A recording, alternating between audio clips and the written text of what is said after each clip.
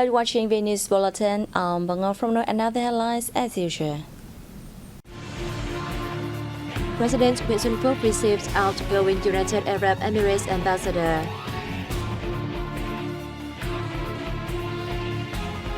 Legal bills begins foreign investor factory in Bình Dương province.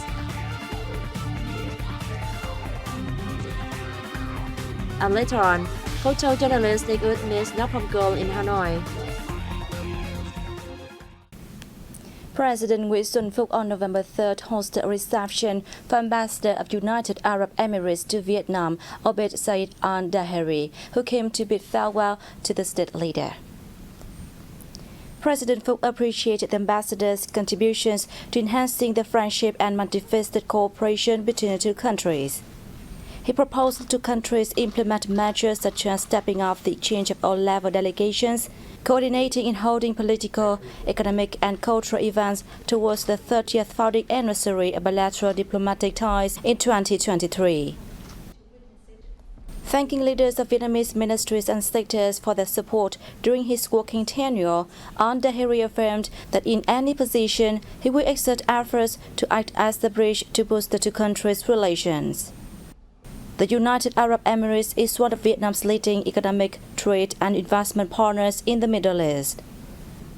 Two-way trade hit $5.3 billion last year, a year-on-year rise of 21%. Legislators discussed in groups the draft revised land law during the ongoing fourth session in Hanoi on November 3rd. According to the government's report, amending the land law is necessary to perfect legal regulations on land in line with socialist-oriented market economy institutions amid global integration and surrounded land management in a way that harmonizes interests of the state, land users and investors. Minister of Construction Nguyễn Thành Nghị was the first minister to answer questions raised by lawmakers. Deputy Prime Minister Lê Văn Thành and the Ministers of Planning and Investment, Finance, Transport, Natural Resources and Environment, and Labor, Invalids and Social Affairs, Governor of the State Bank of Vietnam, and State Auditor General also joined the Q&A session to give further explanations about relevant issues. The session focused on solutions to improving the quality of urban planning and urban development management in Vietnam, especially in major cities. The relocation of the headquarters of ministries and agencies from Hanoi's inner areas, among others. The Ministry of Foreign Affairs held a press briefing in Hanoi on November 3rd. Now let's take a look. The ministry spokesperson Lê Thị Thu Hằng told the press conference that Vietnamese Prime Minister Phạm Minh Chính will attend the 40th and 41st ASEAN summits and related meetings in Phnom Penh from November 10th to 13th. Prime Minister Chính is scheduled to join a number of discussions on major issues such as building the ASEAN community and ASEAN's foreign relations and promoting the central role of ASEAN. He's expected to meet regional and global leaders to exchange ASEAN-related issues, as well as relations between Vietnam and partners. Hằng said, as an active and responsible member of ASEAN, Vietnam will work closely with the host country Cambodia, as well as other countries in and out of the grouping to further promote ASEAN solidarity, unity and centrality.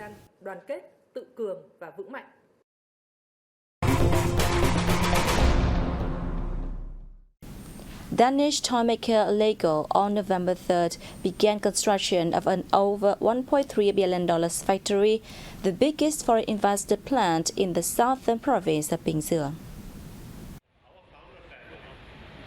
Lego CEO Niels P. Christiansen said it is the first factory designed as a neutral carbon facility. The groundbreaking ceremony saw the presence of permanent Deputy Prime Minister Pham Binh Minh and Danish Prince Crown Frederik. The factory covers an area of 44 hectares in Vietnam-Singapore Industrial Park 3, making it the sixth of its kind in the world and second in Asia. Apart from solar panels on the roof, the factory will also have a nearby solar power farm to meet annual energy demand, and use energy-saving equipment to meet the minimum standards of LEED Gold, a green building certification program used worldwide. Once completed in 2024, the factory is expected to generate thousands of jobs for skilled workers, contributing to Binh Duong's economic development in the coming years.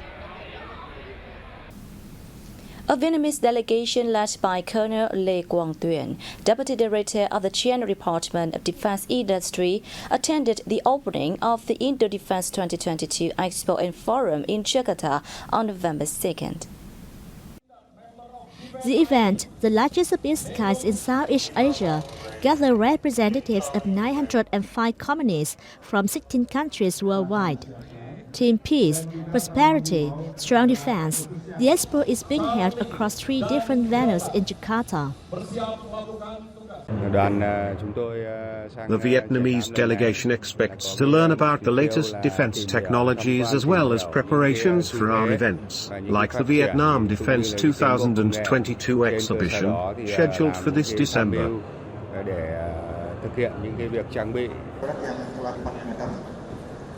A total of 21 ministerial-level officials, armed forces commanders, and chiefs of staff from various countries attend the event.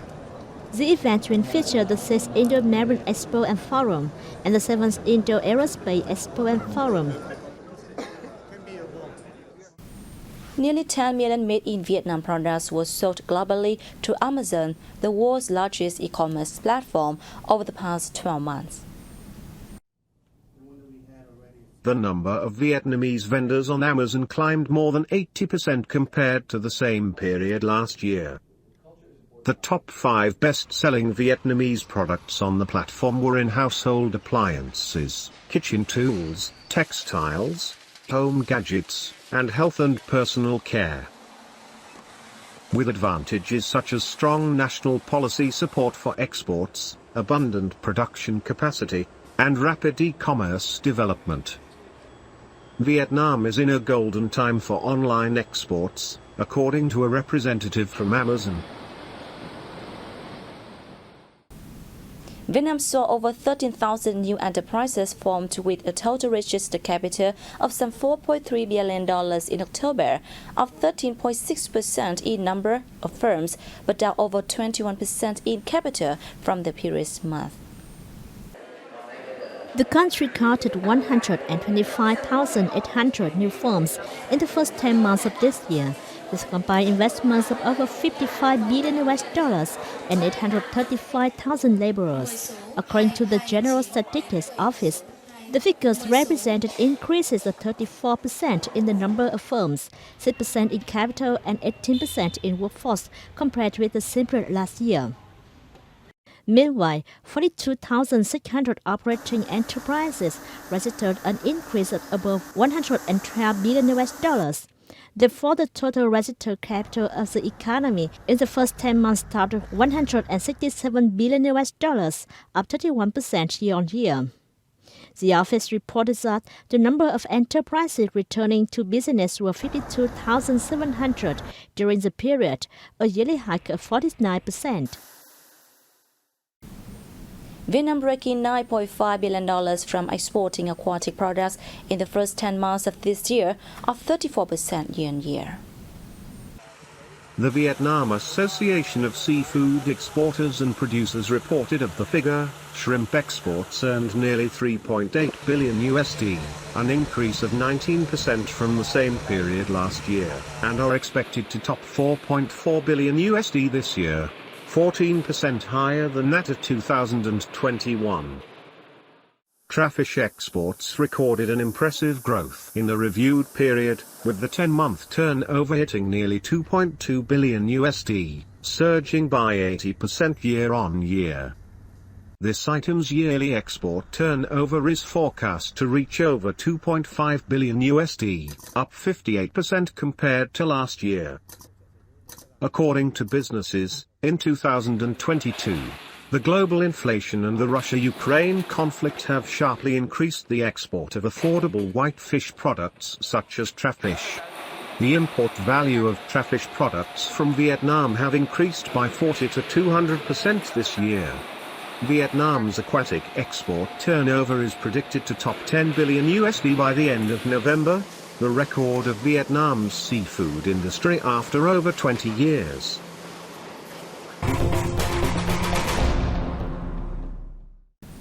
Photojournalist Nick Ut and Phan Thị Kim Phúc, the girl in the Napalm Girl photo, have met at the Vietnam Press Museum in the capital of Hanoi on the occasion of the 50th anniversary of a worldwide famous photo being taken. The historic Napalm Girl image was captured by Nick Ut in 1972, showing Phan Thị Kim Phúc and others screaming and running away from the bombed village of Trang Bang in Tay Ninh province. During the meeting, Ut shared unforgettable memories of Kim Phúc from 50 years ago. The image won him the Pulitzer Prize for spot news photography in 1973, and the English New Statesman magazine voted it the most impressive news photo of all time. The photo changed Ut and Kim Phúc lives and contributed to awakening people's consciousness about the American war in Vietnam. As I was taking photos, the boy died right in front of me. But my eye saw Kim running towards me without any clothes. I saw she was on fire. I wanted to help her right away. If I took more photos, I think she may have died right there. There were a lot of journalists around, but everyone left. 4 napalm bombs did not kill me, but I have lived in pain. However, I learned that only love, hope, and forgiveness can help me heal the past and open up a better future. The photo has been showcased at the Vietnam Press Museum along with tough stories about Nick Ut taking the 9-year-old Kim Phúc to hospital, where she was saved. On the occasion, photojournalist Nick Ut presented the Vietnam Press Museum with some items he used during his work in 1970. The Ta Tai Phan Festival took place in the southern province of Bình Phước from October 20th to November the 1st, imbued with spiritual meaning by the local Hoa ethnic people. The festival included several rituals, such as an incense offering ceremony, a divine procession, and a longevity ceremony, among others. One indispensable part of the festival is couplets, or good luck wishes written on red paper and pasted everywhere, praying for a more prosperous life and good business. It was also a time for people to share their experience in production and in daily life. During the festival, the Ho community temporarily put aside their daily work and joined in the sacred, cozy but festive atmosphere. Everywhere was vividly decorated with brightly colored items bearing the unique characteristics of the Ho ethnic group. The festival welcomed both local and foreign visitors, with complimentary food and drinks on offer. On the evening of November 2nd, the Vietnamese Craft Village Festival 2022 opened in the capital city of Hanoi. With 7 main activities, this year's festival will last for 5 days. The two main contests of the festivals are the 18th Old Craft Vietnam Craft Village and Old Craft Products Fairs and the 2022 Vietnam Handicraft Contest. With 150 booths, the event showcases agricultural specialties and handicrafts, which are made by enterprises, cooperatives, and traditional craft villages from 22 provinces and cities. Right on the opening day, the booth attracted a large number of visitors. Products on display are guaranteed of origins and protected by geographical indications, meeting Old Craft standards a 3-star level or more, and organic products. Meanwhile, the Handicraft Products Contest 2022 aims to honor and encourage artisans from craft villages to contribute to the preservation and development of traditional crafts and traditional craft villages, as well as the promotion of national cultural identity. And that's wrap up our news bulletin. Thanks for watching. See you next time.